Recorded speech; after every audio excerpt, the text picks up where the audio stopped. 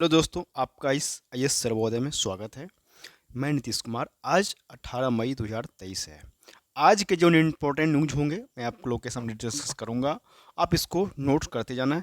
कुछ ऐसे टॉपिक्स हैं साइंस टेक आईआर के जो आपको नोट्स बनाने की ज़रूरत होगी।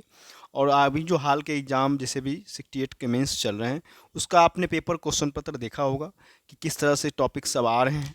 उस क्वेश्चन जो आ रहे हैं उसको कैसे लिखना है चीज़ें, इस पर भी ध्यान देना है आपको। कि पीटी तो मान लीजिए पीटी भी है एग्ज़ाम तो क्वालिफाइंग है, लेकिन आपका मेंस बीपीएससी का अगर देखा जाए तो मेंस और इंटरव्यू जो है ये आपका मेरिट इसी से बनता है, चाहे आप यूपीएससी दें या यूपीपीसीएस दें, सभी का। तो ये तीनों एग्ज़ाम के लिए आपको एक साथ तैयारी करनी है। मेंस का अगर देखा जाए तो स्तर जो बीपीएससी जो अभी हाल ही में 68 बीपीएससी हो रही है, उसमें आप देखेंगे तो क्वेश्चन का पैटर्न कुछ अलग हो गया है।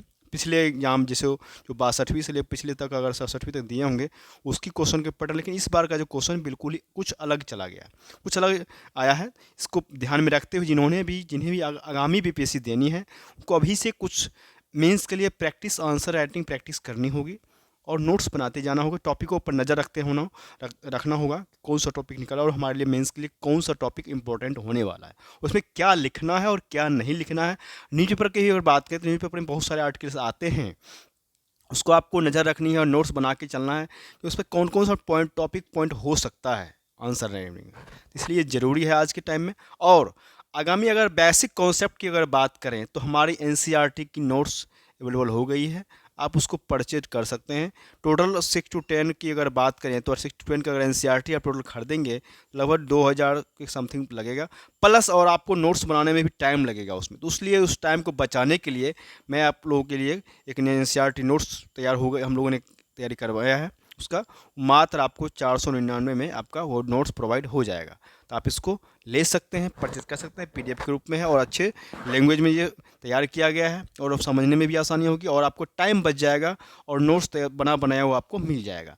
इसको आप परचेज कर सकते हैं। और आप परचेज करना है तो आप हमारे डिस्क्रिप्शन जो मोबाइल नंबर होंगे अब उस पर कॉन्टैक्ट कर सकते हैं, वो आपको प्रोवाइड कर दिया जाएगा। पेमेंट के बाद पेमेंट का लिंक स्क्रीनशॉट भेजेंगे आपको, वो प्रोवाइड करा दिया जाएगा। उसके लिए क्या कहते हैं, आपको नंबर रहेगा, उस पर कॉल करके या मैसेज करके आपको मिल जाएगा, प्रोवाइड करा दिया जाएगा।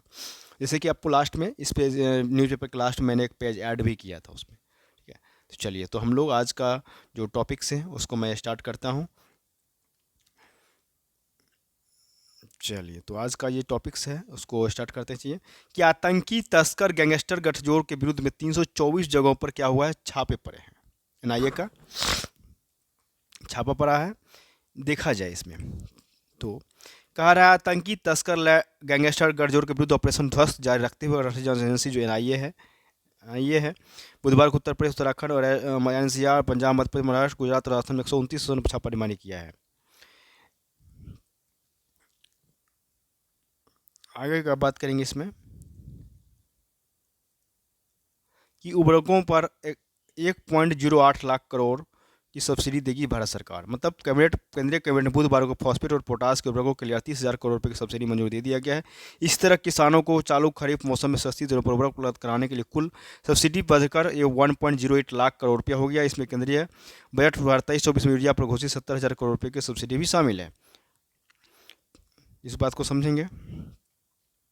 आगे है कि मिस्र के साथ प्रतिस्पर्धा को प्राधिकरण के लिए 7 समझौते स्वीकृति। केंद्रीय कैबिनेट बुधवार को भारत के प्रतिस्पर्धा आयोग और मिस्र के प्रतिस्पर्धा के बीच अनुबंध पर हस्ताक्षर को स्वीकृति प्रदान कर दी है। दोनों नियमों के बीच एमओयू का उद्देश्य सूचना का आदान प्रदान, सर्वोच्च चालन को साझा करने के साथ साथ विभिन्न क्षमता निर्माण के माध्यम से प्रतिस्पर्धा कानून और नीति में सहयोग को बढ़ावा देना, मजबूत करना है। अगर देखिए तो यहाँ पे एलजी के बारे में ये टॉपिक से हमारा दिल्ली का जो एलजी है कि कहा जा रहा है कि एमसीडी एलजी को मनोनयन का अधिकार एमसीडी को कर सकता है अस्थिर। मतलब उपराज्यपाल द्वारा दिल्ली नगर निगम एमसीडी में सदस्यों को मनोनीत किए जाने के मामले में सुनवाई के दौरान बुधवार को सुप्रीम कोर्ट ने मौखिक टिप्पणी करते हुए कहा कि उपराज्यपाल को सदस्यों को मनोनीत करने का अधिकार देने का मतलब हुआ कि वे निर्वाचित नगर निगम को अस्थिर कर सकते हैं, क्योंकि मनोनीत सदस्यों के पास मतदान की शक्ति होगी। कोर्ट ने यह भी कहा है कि नगर निगम में पार्षद मनोनीत करने में केंद्र सरकार को क्यों दिलचस्पी है। कोर्ट के मामले में बहस सुनकर ये अपना फैसला सुरक्षित रख लिया है। हमेशा उपराज्यपाल ने राज्य मंत्रिपरिषद की सलाह पर सदस्यों को मनोनीत किया है। दिल्ली सरकार की ओर से उपराज्यपाल द्वारा सदस्यों को मनोनीत किए जाने के अधिसूचना रद्द करने की मांग करते हुए अभिषेक मनु सिंघवी जो वकील हैं उन्होंने कहा है कि पिछले 30 सालों में कभी ऐसा नहीं हुआ कि हमेशा उपराज्यपाल ने राज्य मंत्रिपरिषद की सलाह पर सदस्यों को मनोनीत किया। उन्होंने कहा कि जब सुप्रीम कोर्ट ने की संविधान पीठ यह कह चुकी है कि उपराज्यपाल को दिल्ली सरकार की सलाह और सहायता से काम करना, तो यह एमसीडी के मामले में भी लागू होता है।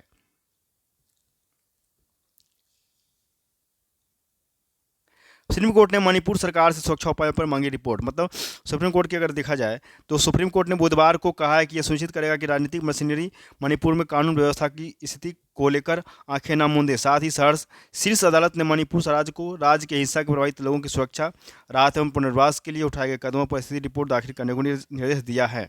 और भी पीठ ने कहा है कि वह बहुसंख्यक मैती समुदाय, देखिए अभी ये चर्चा में एक क्वेश्चन आ सकता है यूपीएससी में, जो आगामी जो भी एग्जाम होगा, कि मणिपुर में चर्चा में था, कौन सा समुदाय को लेकर ये रिजर्वेशन के मामले में चर्चा में था, ये तो ये हो जाएगा मैती समुदाय।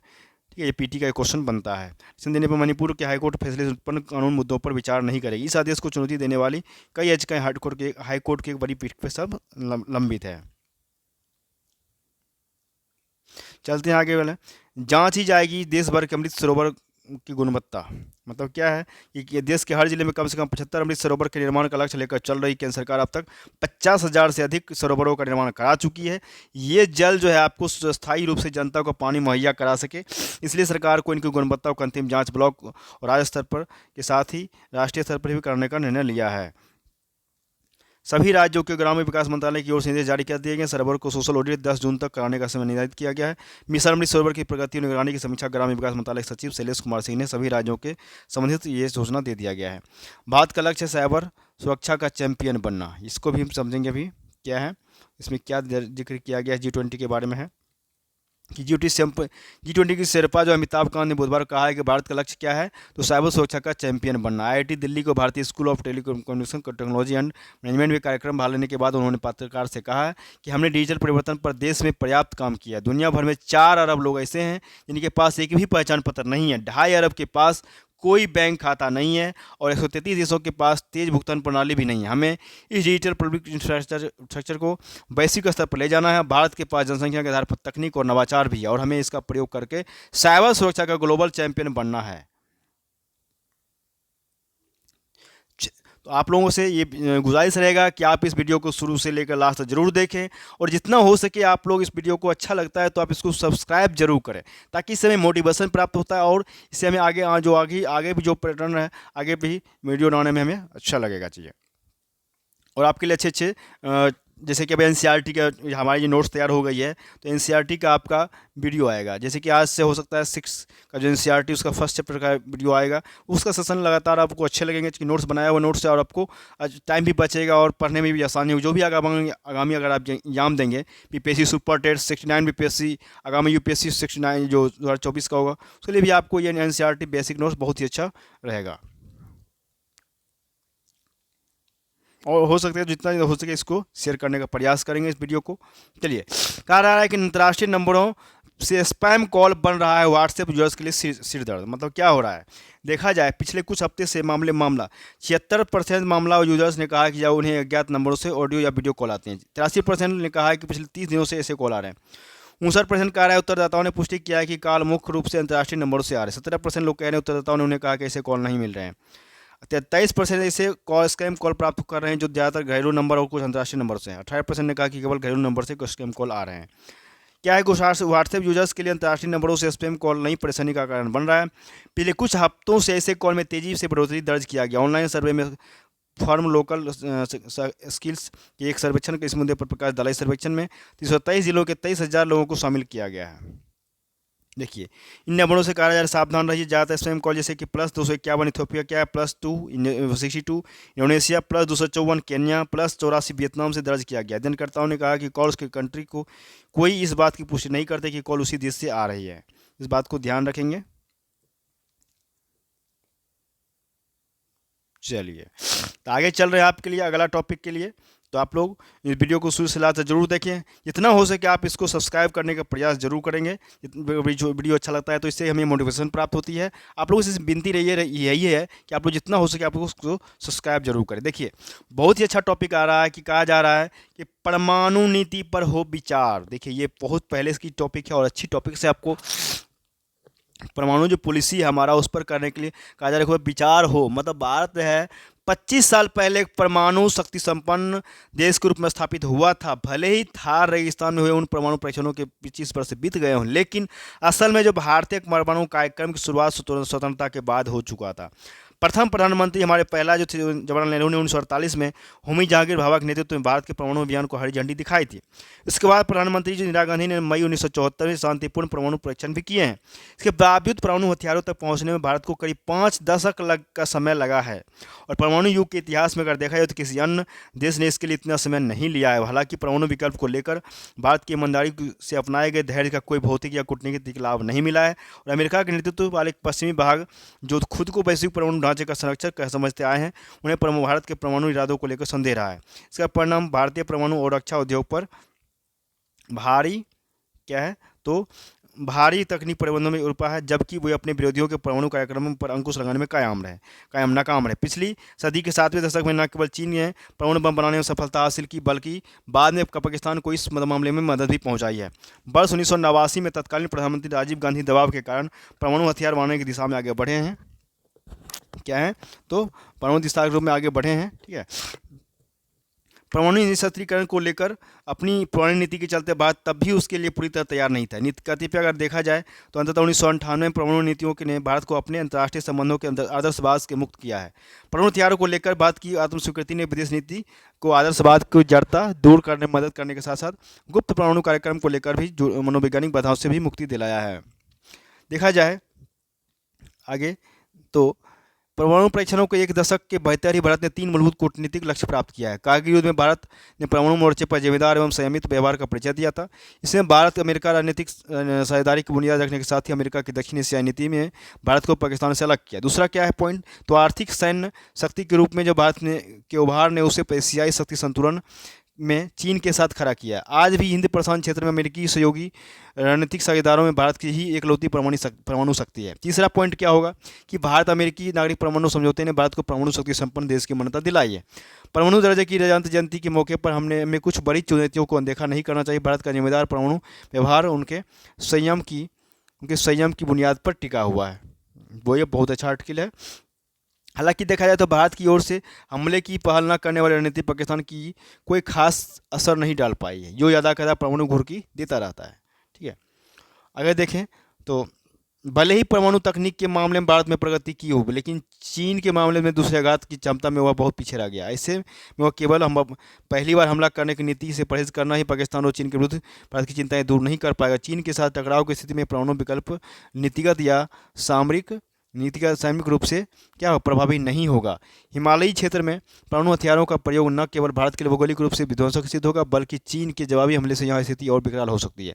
ऐसे में भारत चीन सैन्य से टकराव मुख्यतः सीमित युद्ध या विशेष तक ही सिमट लेगा। पाकिस्तान के मामले में भी भारत को पारंपरिक सैन्य विकल्प सशक्त करते हुए अपनी उसकी परमाणु हेकड़ी निकालने पर ध्यान केंद्रित करना चाहिए। सर्जिकल स्ट्राइक और बालाकोट स्ट्राइक से यह सिद्ध होता है कि दक्षिण एशिया में सैन्य तनातनी बढ़ने के बावजूद परमाणु युद्ध छिड़ने से रहा। भारत को चीनी चुनौती से निपटने पर ही विशेष ध्यान देना होगा। जब तक भारत अपने अंतर महाद्वीपीय बैलिस्टिक मिसाइलों के निशाने पर समूची चीन क्षेत्र को निशाना बनाने में सक्षम नहीं होगा, तब तक उसकी क्षमताओं पर सवाल उठेंगे। बहरहाल अगर देखा जाए तो निष्कर्ष पे ये टॉपिक है, यहाँ पर निष्कर्ष हो जाएगा यह स्वीकार करने में कोई संकोच नहीं कि 1991 में आर्थिक सुधारों के साथ ही 1998 में परमाणु परीक्षणों ने भी वैश्विक मंच पर भारत के उभार की राह खोलने में अहम भूमिका निभाया था। इससे क्या हुआ कि भारत को भारी कूटनीतिक बढ़त मिली है और हालांकि अपनी सैन्य रणनीति में परमाणु क्रांति के समावेश की आवश्यकता को पूरा करने में अभी भी शेष है। तो इसको नोट बनाने की जरूरत है। देखिए, ये भी आपका साइंस टेक का टॉपिक है, बहुत ही अच्छा टॉपिक है। आपका वैश्विक निर्माण हब में क्या है, तो हब बनने में बड़ा सक्षम है भारत हमारा। मतलब देश जो है विनिर्माण गतिविधियों में कोविड काल में ज़बरदस्त तेजी से देखी जा रही है। हमारा देश जो है ये देखी जा रही है और कहा यह जा रहा है कि विश्व की दिग्गज टेक कंपनियों की तरफ से आ रहे निवेश प्रस्तावों के कारण इस क्षेत्र में एक नई उम्मीद जगह है।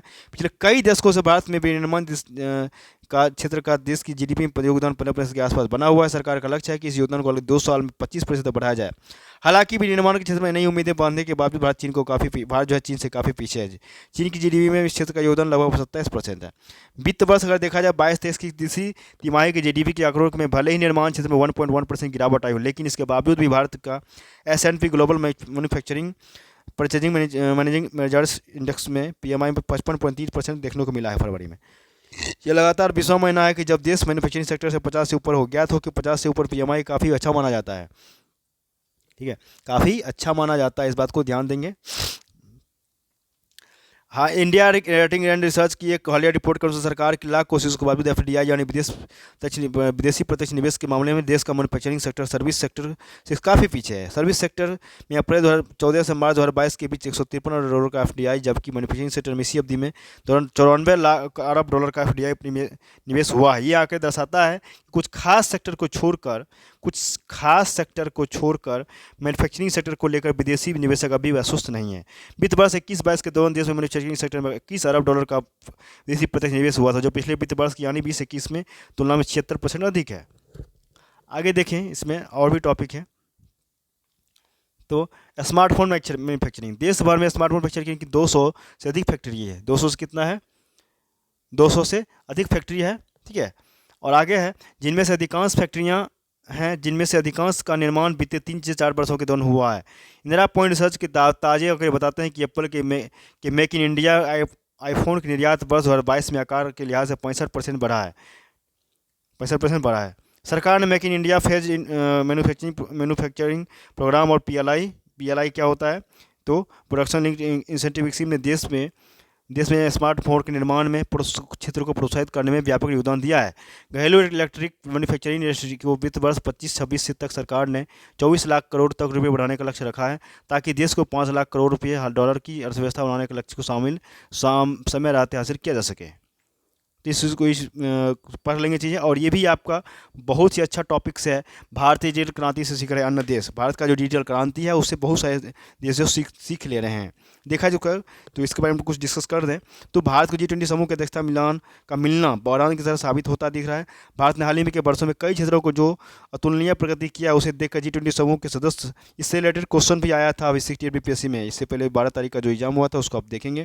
ठीक है, तो उसमें भी इससे रिलेटेड क्वेश्चन आया, G20 से रिलेटेड क्वेश्चन आया था दिल्ली में जो बैठक हुई उसके लेकर। तो आपको पढ़ सकते हैं कि क्वेश्चन क्या पूछा जा रहा है। चीज़ें मैंने भी कहा था कि इस पर विचार करने की ज़रूरत है।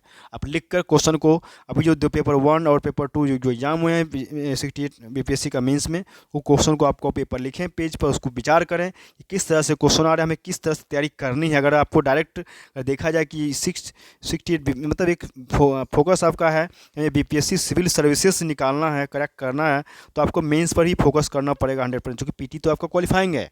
इसलिए क्योंकि आप आज का पेपर देखेंगे, क्योंकि निबंध का भी पेपर है, पहली बार निबंध हो रही है, इसमें किस तरह के क्वेश्चंस आते हैं, लिखने को आते हैं टॉपिक्स, तो इस पर भी ध्यान देना है। लेकिन मैंने GS 1 और 2 के लिए भी आपको विचार करने की ज़रूरत है अभी के वर्तमान में। आगे देखा जाए कि मैंने यहाँ पे था कि इसे देखकर G20 समूह के देश सदस्य आश्चर्यचकित हो रहे हैं। G20 समूह के देश के बीच डिजिटल अर्थव्यवस्था पर ध्यान केंद्रित करने की दृष्टि का विशेष डिजिटल इकोनॉमी वर्किंग ग्रुप का गठन वर्ष 2017 में ही हो गया था। इससे पहले इसे डिजिटल इकोनॉमी टास्क फोर्स के नाम से जाना जाता था। भारत में इस वर्किंग ग्रुप की प्रथम बैठक इसी वर्ष फरवरी में लखनऊ में हुआ था। इस बैठक में क्या हुआ कि भारत के डिजिटल कायाकल्प के सफर की रूपरेखा प्रदर्शित किया गया और देश में डिजिटल पब्लिक आधारभूत ढांचे एवं डिजिटल अर्थव्यवस्था को में साइबर सुरक्षा और डिजिटल स्कॉलिंग आदि विषयों पर विस्तार से चर्चा हुआ है। G20 सदस्य देशों की डिजिटल इकोनॉमी वर्किंग ग्रुप की दूसरी बैठक हैदराबाद में 17 से 19 अप्रैल के बीच हुई है। इस बैठक में भारत को वैश्विक स्तर पर डिजिटल अर्थव्यवस्था का आधार माना गया। इससे भारत की वैश्विक डिजिटल अर्थव्यवस्था को बल मिलता दिखाई दे रहा है।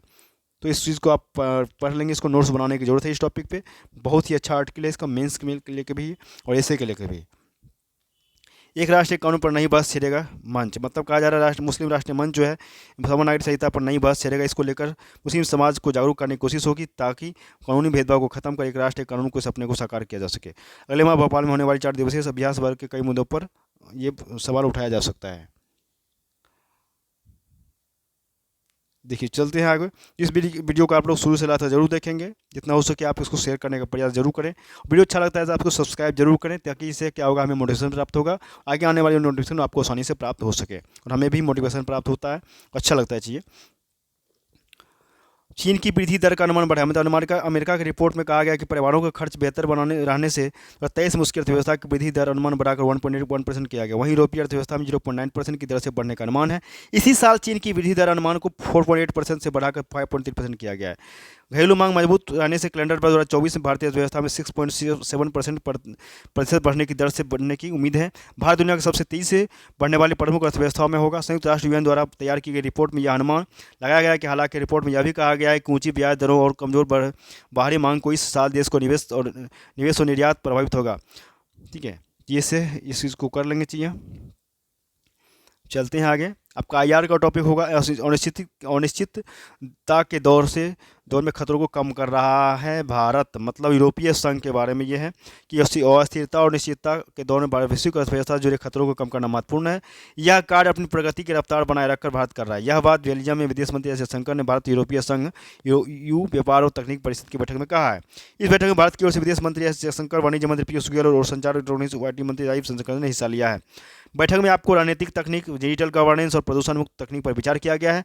जयशंकर ने, जो हमारे विदेश मंत्री, उन्होंने कहा है कि यह अच्छी शुरुआत है। यह बैठक उन कार्य बिंदुओं पर आधारित है जो हम जमीन पर कर रहे हैं। ऐसे में जबकि विश्व अस्थिरता और अनिश्चितता का शिकार है, तब अर्थव्यवस्था से जुड़े खतरों को कम करने का प्रयास बहुत ही महत्वपूर्ण है।